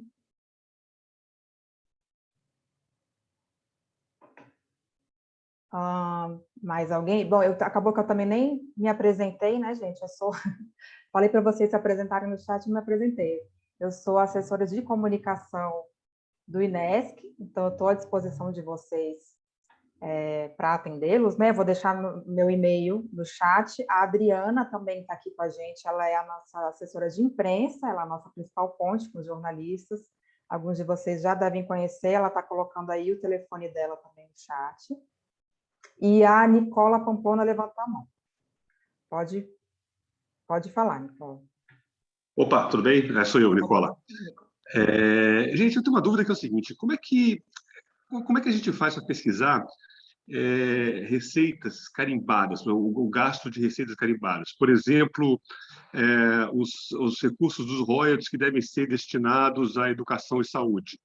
É possível, nesses sistemas, a gente olhar e saber se essa parcela desses recursos estão sendo destinadas, de fato, para essas áreas?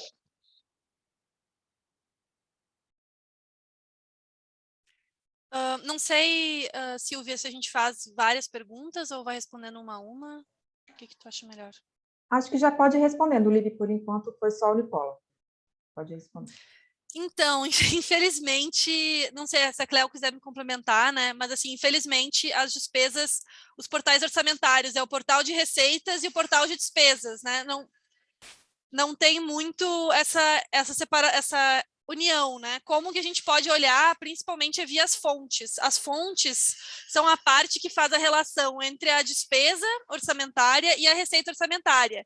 Então, sobre os royalties específicos da educação, eu não saberia dizer, mas eu diria que onde existe essa conexão são nas fontes. Então, tu pode ter a fonte do financiamento da educação, que são várias, como os fundos, as receitas dos impostos, etc. Talvez tenha uma fonte específica dos royalties, por exemplo, né, que é uma das fontes do pagamento.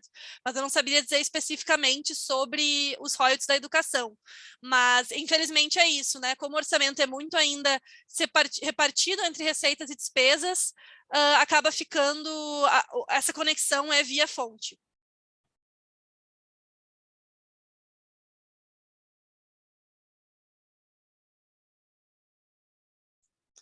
Daí não sei, Silvia, tem umas perguntas no chat, não sei se... Isso, tem mais perguntas, deixa eu ver. Tá. Na análise da prestação de contas, o TCE não deveria avaliar a efetiva transparência da gestão municipal, das contas de governo e das contas de gestão em cada portal de transparência?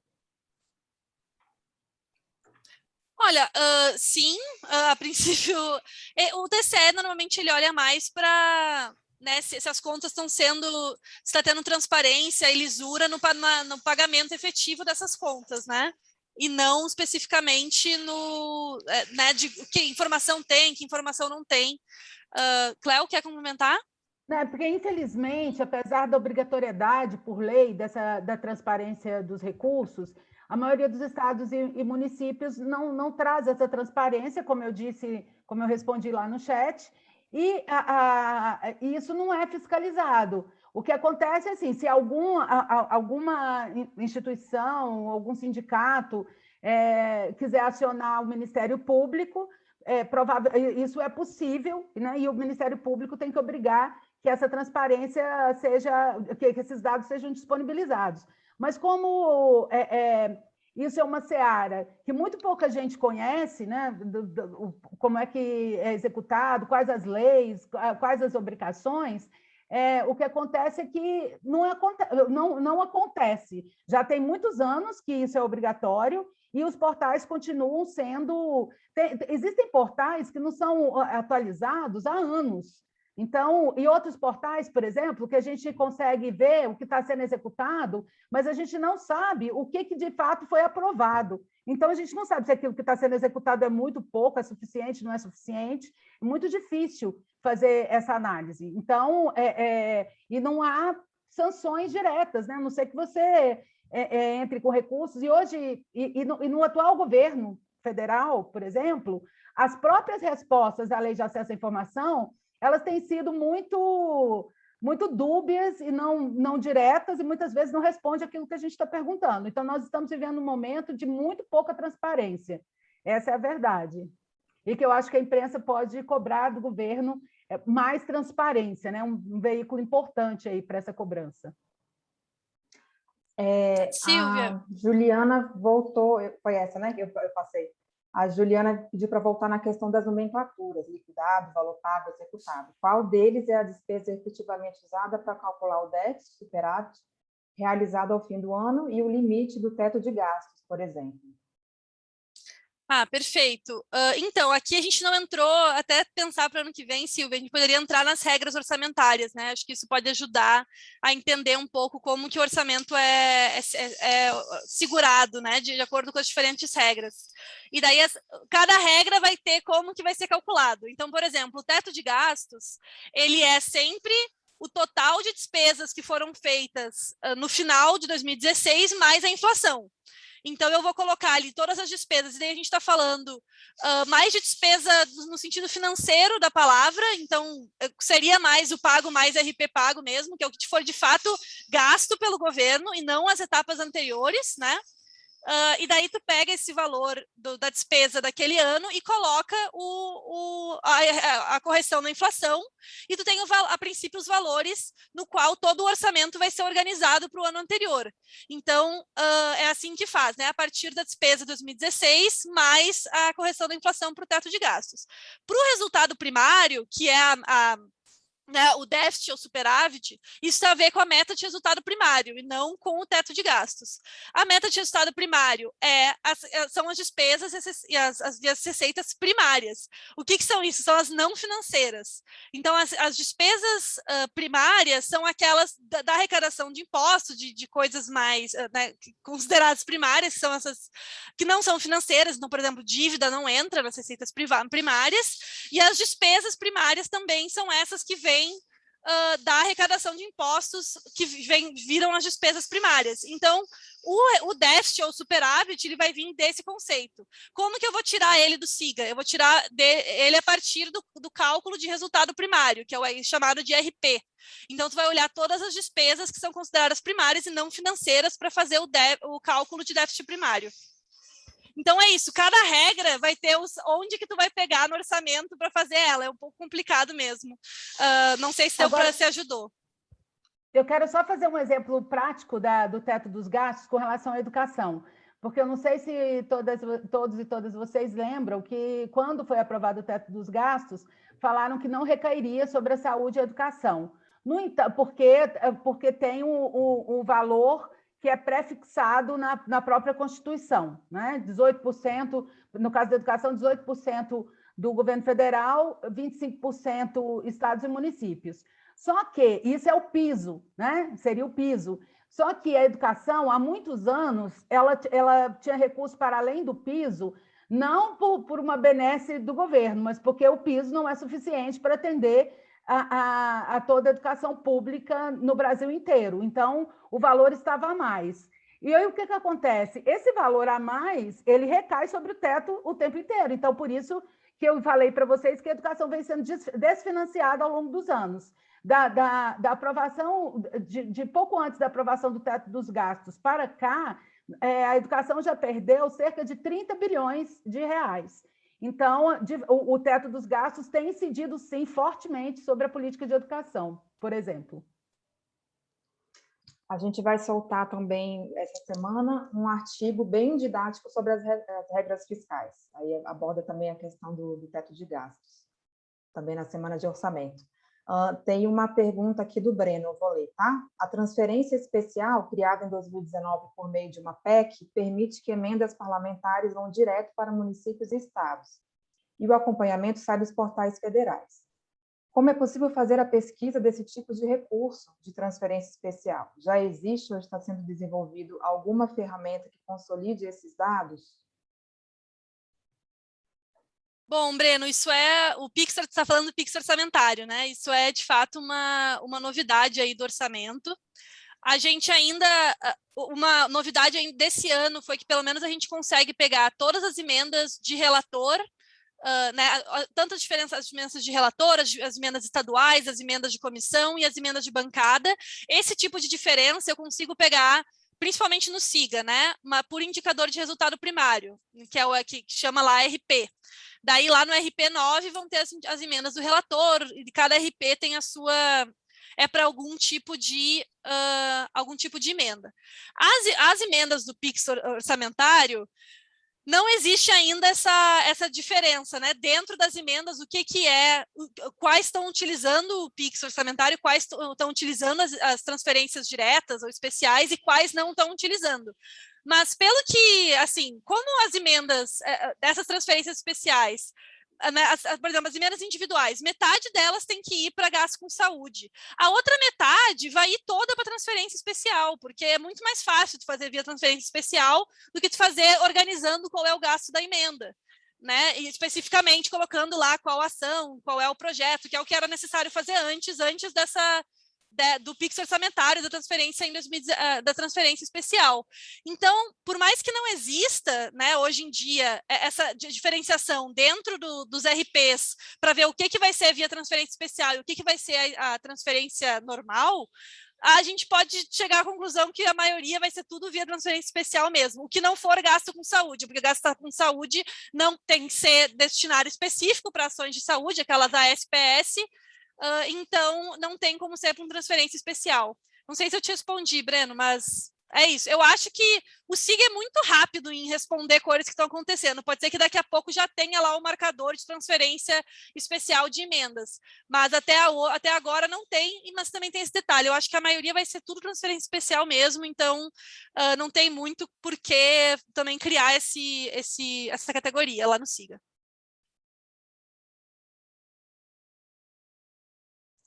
Estava no mudo. Por enquanto, a gente não tem ninguém inscrito. Eu vou lembrar que a gente vai mandar, todo mundo que se inscreveu naquele formulário vai receber essa gravação por e-mail, né? Vocês vão poder consultar de novo e vão receber também a apresentação, que tem aqueles links, né? Dos portais orçamentários. Vocês vão receber por e-mail também.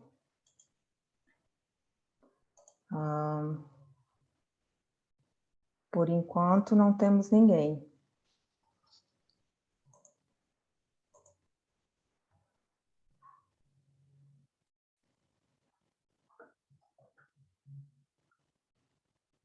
Acho que é isso. Acho que não temos mais dúvidas.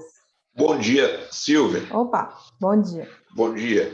Eu sou Paulo Bonfim, falo aqui de Alagoas, São Sebastião. Eu estou aqui com a lei orçamentária desse ano. E veja, analisar os recursos, vamos dizer, a chegada dos recursos está até, vamos dizer, com uma certa facilidade. Eu sempre tenho usado já há algum tempo essas informações. O problema está exatamente na execução, porque o que a gente nota aqui em Alagoas é que, por a gente, inclusive, está falando autoelogia, a gente é praticamente pioneiro em debater essa questão que o INES coloca nos municípios, que eu vejo que as má gestões não decorrem da falta de recursos, né? Decorre exatamente de outras situações. Aí, quando vários prefeitos já até informam os recursos, mas quando chega na hora da execução, aí a gente para e não consegue analisar se há correção, se há efetividade, se atinge, né? Quais direitos atinge nessa gama que vocês colocaram aí de políticas públicas, né? Aí eu fico pensando assim, o que fazer? E há fora disso, para concluir, um silêncio geral da parte da mídia, né? Das instituições, mesmo nas universidades, se fala muito academicamente, né? Nós já fizemos requerimento ao UFAL, aqui, Universidade Federal, né? Ao UNEAL, né? Que é a Universidade Estadual, para nos cursos de Direito e nos cursos de Contabilidade e Administração, fazer casos específicos, né? Tipo foi feito com TCCs, como foi feito aí agora com o PDDE, e há essa dificuldade, inclusive, na academia. Eu queria comentar isso, né? Vocês podem ficar à vontade aí. Pois é, Paulo, você sabe que esse também é um grande problema para a gente, porque não basta, uma história que a gente sempre fala dentro do INESC, há muitos anos, que não basta uma análise de elevador, né? Que assim, a análise de elevador que a gente chama é olhar o recurso foi executado, não foi executado. Porque muitas vezes tem políticas que elas são violadoras de direitos. Né? Assim, há um gasto público gigante e ela não está realizando direitos, mas ela está violando direitos ambientais, direitos sociais, enfim. Então, era importante, e aí é muito importante as pessoas que estão nos municípios contribuírem com essa análise para ver se dinheiro foi executado aqui. E foi construído tal coisa, ou foi executado tal programa, e isso atingiu a população XYZ, e por isso que a gente coloca, por exemplo, se responde ao princípio da não discriminação, atendeu as pessoas mais vulneráveis, igual agora com os recursos da Covid, né? Nós sabemos, por exemplo, que a vacinação ela chegou muito mais rápido para as populações urbanas e para as populações classe média do que para as periferias e para a população mais vulnerável, até porque aqui em Brasília, por exemplo, depois que de muita batalha eles tiraram o agendamento, mas tinha que agendar pelo site, um site complicado. Então a vacinação aqui só andou quando eles tiraram esse agendamento e colocaram que estava disponibilizado para todas as pessoas, independente de estar agendado ou não, de entrar no site ou não. Porque, às vezes, no caminho da política, a execução é dificultada ou a execução não atende à necessidade da população. Então, isso é um gargalo para a gente também, né? Essa análise também é um gargalo. E saber se devia estar transparente também para a gente, saber se aquele recurso é suficiente ou não. Porque eu sei que, às vezes, em muitas políticas, há recurso a mais, mas na maior parte das políticas sociais tem tido recurso a menos, e recurso a menos do que o necessário. Nós estamos vendo aí a crise que a gente está passando e o número de desempregados e de pessoas em situação de vulnerabilidade, a volta da fome, e os recursos não chegam para essas pessoas que necessitam. E quando chegam, às vezes, não é exatamente o que elas precisam.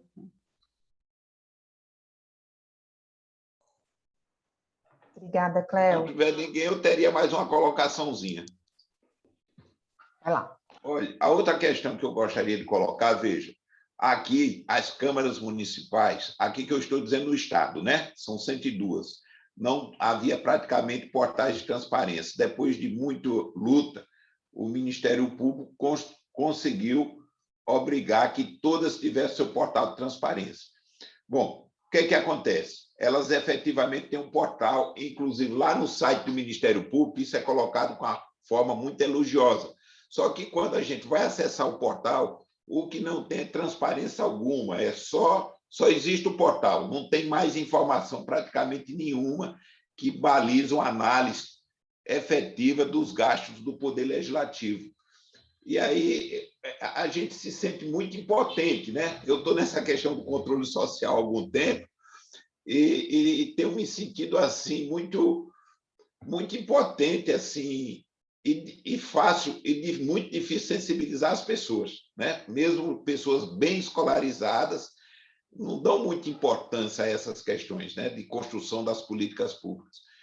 Eu fico pensando o que fazer, né? Qual a ação que a gente deveria fazer para massificar mais essa necessidade da transparência, que os portais sejam efetivos. Muito obrigada pela sua fala. Eu acho que essa é a realidade de grande parte dos municípios brasileiros, realmente é isso, né? Tu vai no portal da transparência e tu vai receber um PDF com os valores autorizados da LOA daquele ano e do PPA, e a gente não consegue ter uma avaliação da execução orçamentária, a gente não consegue saber, né, como eu coloquei, né, o orçamento é autorizativo, então a gente não tem como saber se esses recursos de fato chegaram nas mãos de quem precisa, se essas políticas foram executadas, ainda falta muito, muito a andar, né. Daí o que fazer realmente é difícil, eu acho que é continuar cobrando, eu acho que os portais federais nos ajudam muito para saber, olha, esse é o nível de transparência que é possível, sim, né, se vocês quererem, existem municípios maiores que têm portais de transparência com já acompanhamento de execução orçamentária, então é um pouco seguir na luta, também seguir na luta pelos orçamentos participativos, que ajudam muito a conectar as pessoas e entender, não, eu quero saber, né, a execução orçamentária, então isso também ajuda muito, mas é isso, né, também com nesse cenário que a Cléo colocou, né, de tanta crise, é difícil também colocar isso como uma pauta central, né, mas realmente toda a disputa por recursos, toda a disputa política está no orçamento, por isso que a gente coloca a importância da gente lutar pela nossa fatia do orçamento, né, a fatia aí dos direitos humanos. O José quer falar? Sim. Eu estou nessa batalha já faz uns 30 anos. Chegamos, inclusive, a fazer um trabalho com o Unicef, umas cartilhas que foram editadas, sobre... Você está para olhar? Na verdade, só foi impresso aqui no Maranhão e uma edição no Brasil. Depois o Unicef optou pelo orçamento criança, e esse material, que é de excelente qualidade, ele deixou de ser utilizado. Eu tive a responsabilidade de atualizá-lo por conta da Lei de Responsabilidade Fiscal. A gente não pode deixar de lembrar que tem essa lei que é de 2000, e ela obriga os municípios a prestarem conta da execução em relatórios quadrimestrais. Se ele não está fazendo, o que fazer? É acionar o Ministério Público. O prefeito, o administrador, o gestor, o presidente da Câmara, ele pode e deve ser criminalmente responsabilizado. Nessa lei também está dizendo que o orçamento não pode ser aprovado sem ele ter o critério da legitimidade. E a legitimidade é dada pela ausculta à população. Era aquela ideia, que era outro mundo que nós vivíamos há 20 anos atrás, em que se dizia que era necessária a participação da sociedade. O que nós temos hoje é um Estado policial em consolidação, um governo protofascista, e esse arcabouço geral é que condiciona e até determina esse resultado que a gente está tendo das gestões municipais. Foi se deteriorando o processo, mas é fundamental o que o MESC está fazendo, esse ato de resistência ao longo desses 40 anos. Essa atividade não é evento, eu digo evento porque você faz evento. Não, você faz atividades anualmente, é uma semana, está discutindo orçamento, mantém viva a discussão, materiais extraordinários, de altíssima qualidade, publicados pelo INESC ao longo de todos esses anos. Agora, infelizmente, não há demanda por eles. Não há demandas do poder público, porque o poder público quer esconder. E não há demanda nem mesmo pelas oposições, pelos movimentos sociais, que desconhecem essas ferramentas.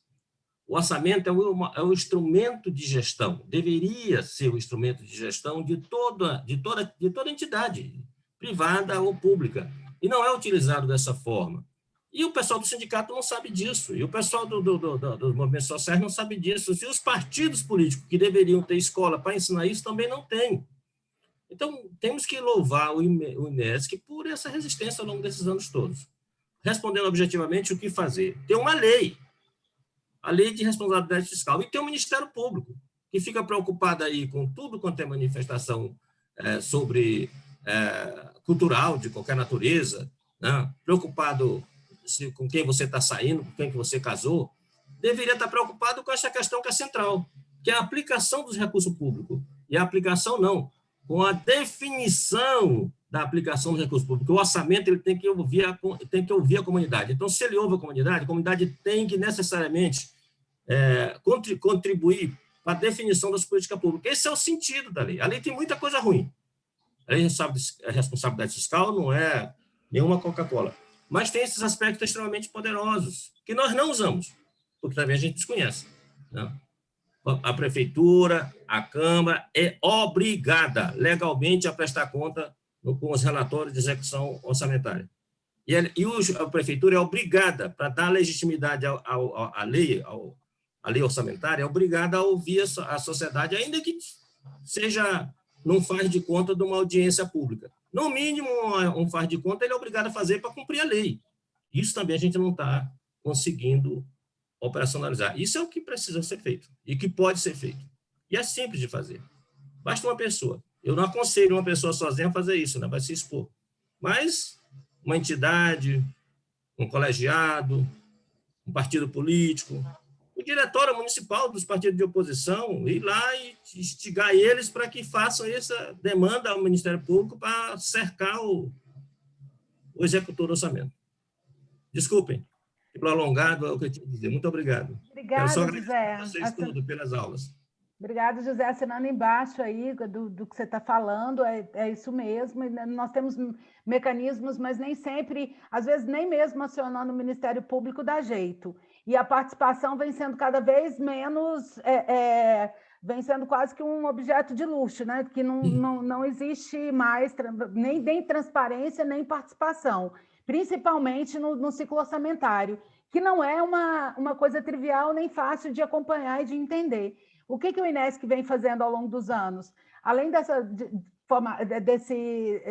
de formação para jornalista, que a gente introduziu desde o ano passado, nós fazemos formações para vários públicos com os quais a gente trabalha, né? De adolescentes, indígenas, quilombolas, juventude periférica. Então, a gente vem tentando estimular esse interesse em acompanhar o orçamento e demonstrar a importância da gente traduzir essa linguagem que parece inacessível para que as pessoas possam entender e cobrar, né, dos governos o que deve ser feito, e que as pessoas, principalmente, têm que ser ouvidas com relação às suas necessidades, o que não acontece, né? E Cleo. José, desculpa, eu tenho uma pergunta aqui, José, eu posso responder e depois tá. Não, você continua? Não, tranquilo. Só que o Francisco Duarte perguntou, né? Como que vocês veem a aprovação das PECs, os orçamentos impositivos, de emendas individuais e de bancada? Então, essa é uma pergunta super complicada, né? Tem vários aspectos relacionados, e daí já faço a propaganda aí, que acho que amanhã a gente vai lançar uma análise aí do orçamento secreto, que é um pedaço disso, né? Vou tentar explicar isso rapidamente, aí que foi denunciado em matéria do Estadão, lá em maio.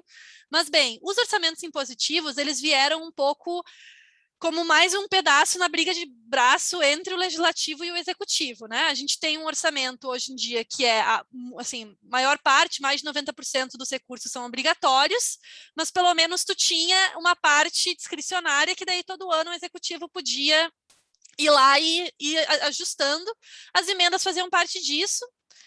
Com a impositividade das emendas, né, e isso é importante, impositividade e obrigatoriedade não são palavras iguais, né? Impositividade significa que, porque ainda no Estado ou no município, que essa emenda for executada, o Estado e o município ainda precisa executar, então ainda tem uma parte que o executivo, a União não tem tanto poder, por isso que não é obrigatório, que nem os outros gastos, que daí o executivo tem poder de gasto, né? Mas autorizativo significa, né, impositivo... O executivo federal, né, Lívia? Executivo federal, isso, desculpa. Nesse caso. Mas então o impositivo significa que ele precisa pelo menos destinar esse recurso para as emendas, né? E se ele for fazer cortes, se ele for fazer contingenciamentos, ele tem que contingenciar as emendas e o resto do orçamento discricionário na mesma fatia. Porque o que acontecia? Com os últimos anos, né, com mais e mais regra fiscal e corte e crise, as emendas parlamentares eram as primeiras a cair. Quando começava a corte, as emendas orçamentárias caíam, porque era fácil para o executivo gastar e não tinha tanta relação com o planejamento e as políticas públicas do executivo. Então, as legislativas eram as primeiras a cair. Então, quando vem o orçamento impositivo, ele vem um pouco como uma volta do legislativo dizendo, não, eu tenho direito a emendas e você não vai me tirar esse recurso executivo. Então, assim, a princípio, eu acho, como as emendas individuais, principalmente as de bancárias também, elas têm limite orçamentário, então eu vou pegar um pedaço da receita corrente líquida e eu vou colocar, olha, você só tem isso de emendas, a impositividade, no meu olhar, não seria tão ruim, né? Porque pelo menos tem um teto aí, né? No máximo aí fica 8 milhões por parlamentar. O problema é quando vem as emendas de relator, porque as emendas de relator elas não são impositivas, já tentaram que elas fossem impositivas, mas ainda não conseguiram. Mas quando vem as impositivas e elas não têm um teto e elas vão aí para 16 bi de autorizados para esse ano e 38 bi ao longo dos últimos 2 anos, e daí junto com a matéria do Estadão que coloca, né, que olhou para 3 bi e colocou direcionar, tá vendo que quem tem acesso a esses recursos de relator é a base do governo. Bom, daí a gente tem um problema político bem grande, né? Que não é tanto relacionado às impositivas, mas é também, porque o bolo das emendas está aumentando loucamente nos últimos anos, cada vez mais com impositividade de gasto. Eu não sei, Francisco, se eu te respondi, se é por aí. Eu quero fazer uma complementação aqui, Liv, do aspecto político, né? Que essa impositividade ela veio durante o governo da Dilma Rousseff. E ela veio muito porque Dilma Rousseff não negociava tanto com o parlamento. Aliás, a gente tem que destacar aqui que um dos méritos da Dilma, ela tem deméritos, mas ela tem um mérito que ela não era clientelista e não fazia essa negociação. Então, o que os parlamentares fizeram? Foram lá e aprovaram a impositividade das emendas. O que o governo, na época, conseguiu fazer para não ter tanto prejuízo é garantir que 50% das emendas fossem direcionadas para a saúde. Então, é porque também há políticos que fazem emendas, de fato, para atender, por exemplo, agora a deputada Áurea Carolina, ela faz, por conta própria, no mandato dela, um diálogo com as suas bases, com os sindicatos, com os movimentos sociais, e para direcionar as emendas de acordo com essa solicitação mais coletiva. Mas, em geral, muitas das emendas individuais elas são lá para o município do parlamentar, porque ele vai ser candidato a prefeito, porque ele quer colocar o nome da família dele numa quadra esportiva, e sem ouvir exatamente qual que é a necessidade da população. Então, tem sempre aspectos positivos e negativos nessa história, né? E, assim, e um pouco de falta de transparência, porque vai ser executado lá no município, e é isso, precisa de conveniamento, e em geral, as emendas são impositivas ou não, elas são alvo de negociação, negociatas, talvez, entre executivo e legislativo. Nós vimos aí que, na véspera, por exemplo, da não aprovação, ainda bem, do voto impresso, no dia anterior, houve uma liberação grande de recursos via emendas. Então, tem sempre esses aspectos todos têm que ser considerados nesse jogo todo, né? E complementando a Cléo, que essa conversa é boa, por isso que a gente tem que olhar os 3 aspectos, né? Tem que olhar a impositividade das emendas, tem que olhar as emendas de relator agora, e tem que olhar o que o Breno trouxe lá do PIX orçamentário, da transferência direta. Não precisa mais fazer convênio para os recursos irem para os municípios ou para o Estado, né? Com essa nova emenda. Então, assim, também em termos de transparência, de controle, dificultou muito a gente entender como é que para onde esses recursos estão indo, e agora em um caráter impositivo, sabe? É esse conjunto aí de modificações das emendas que preocupam e dificultam aí, principalmente em 2021, que é o ano eleitoral, né? 2022. E sem contar que as emendas de relator, que não eram financeiras, passaram a ser, elas foram aprovadas numa lei de diretrizes orçamentárias com pouquíssima transparência. Nós mesmos só nos demos conta quando a história estava acontecendo, né? Que eu acho que muita gente aqui só se deu conta descobriu que existe um orçamento secreto que não precisa de convênio, que é repassado à medida da negociação entre executivo e legislativo, né? Então, é isso.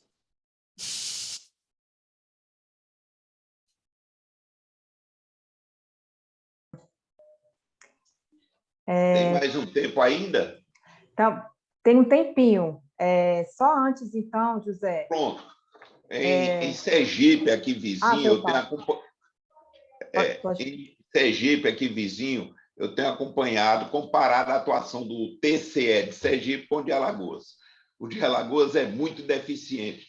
Sergipe tem uma análise dos portais de transparência, que eu acho fundamentais nessas discussões, correto? E eles atribuem lá umas notas, até, por exemplo, 4,9, intransparente, de 5 a 8, que é esse caso que eu estou com ele na mão aqui, deficiente a transparência, 6,1, é o município de Siriri, e acima de 8, considerado transparência satisfatória. Aí o que eu estava imaginando era, por exemplo, se o INESC, por exemplo, ou outra instituição não poderia fazer tipo uma campanha nacional, um debate específico para chamar a atenção dos nossos tribunais de contas.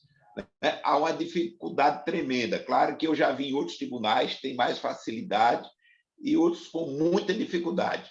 Até porque os conselheiros, quase todos, vêm do viés, e aí a gente não vai satanizar a política, né? Mas vem da questão eleitoral, e eles estão lá, segundo os comentários gerais, que todo mundo nega, né?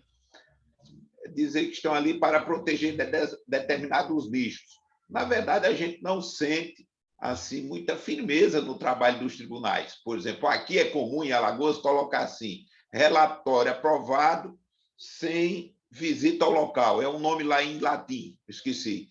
Aí deixa uma brecha lá, que a qualquer momento, se alguém... Mas a sociedade não tem acesso a esses relatórios, esses pareceres prévios, né? Chega lá, há uma dificuldade, eles não são publicizados. Sai no Diário Oficial, mas eles não estão lá à disposição. Você tem que ficar catando no Diário Oficial. Aí eu estava imaginando se uma entidade assim, tipo o INESC, que tem esse know-how, né, não conseguiria fazer esse debate, ou que já faz, né, mas de uma forma assim, no meu modo de ver, mais direcionada para os órgãos de controle, Ministério Público. Eu conversei isso com o procurador-geral, ele ficou brincando, porque ele disse assim: ó, Paulo, o problema é que, em algum momento, o promotor também vai ser gestor. Desculpa aí. Em algum momento, o promotor também vai ser gestor, e ele precisa ser transparente.